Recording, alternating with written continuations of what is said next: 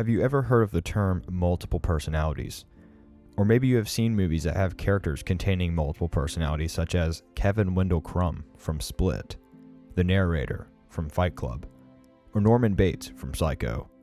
Well, the actual term for a condition in which somebody has multiple distinct personalities is dissociative identity disorder, also known as DID.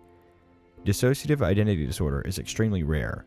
In the United States, only 1.5% of adults in community samples demonstrated symptoms of dissociative identity disorder.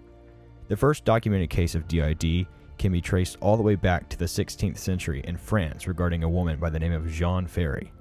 Since then, DID has been referred to as different names, including multiple personality disorder, but since the publication of the DSM-4, it has been known as dissociative identity disorder because it is a particular type of dissociative disorder and not a personality disorder.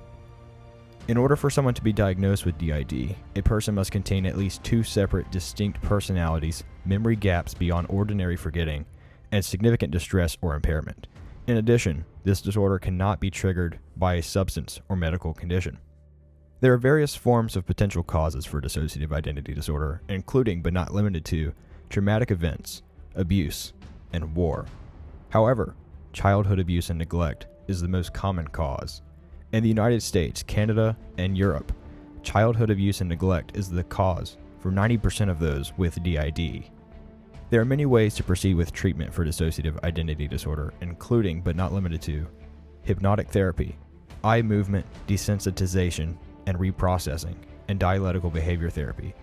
Each form of treatment shares a common goal of integrating the patient's subpersonalities into one functional personality.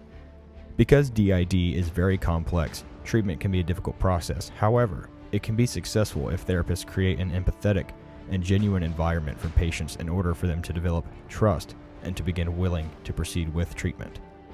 Childhood abuse has significant harm on children. Children can be affected by abuse into their adult lives. In the worst cases, somebody may eventually be diagnosed with dissociative identity disorder. It is important to educate all people about the harms of childhood abuse. That way, trauma and stress disorders such as dissociative identity disorder can be prevented from happening. If you know somebody who is being abused, don't keep it to yourself. Tell somebody who can help and put a stop to it. You can help someone's life.